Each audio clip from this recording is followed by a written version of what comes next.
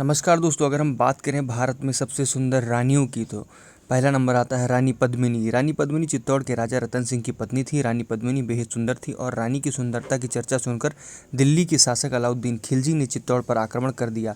इस युद्ध में लगभग 30,000 सैनिक मारे गए और युद्ध में जीतने के बाद भी अलाउद्दीन खिलजी रानी को हासिल नहीं कर पाया, क्योंकि अलाउद्दीन उस तक पहुंच सके इससे पहले ही वह आग में कूदकर सती हो गई थी। दूसरे नंबर पर नाम आता है मीराबाई का। मीराबाई हिंदू राजकुमारी थी और भगवान कृष्ण की भक्ति थी। यह अपनी सुंदरता और अपने विशेष गुणों के लिए प्रसिद्ध थी।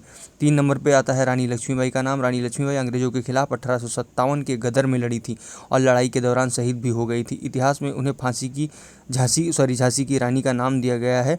वैसे तो इतिहास में उनका नाम खास तौर से उनकी वीरता के लिए अंकित है, लेकिन वो बहादुर होने के साथ साथ बेहद सुंदर भी थी।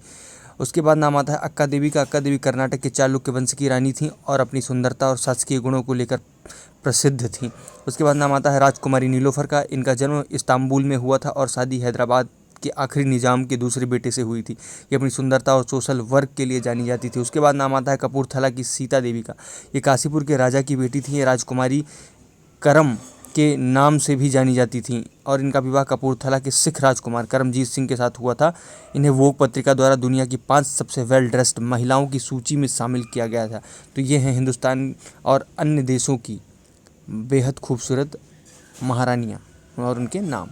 Thank you. ऐसी ही जानकारी के लिए वीडियो को लाइक करिए, शेयर करिए दोस्तों।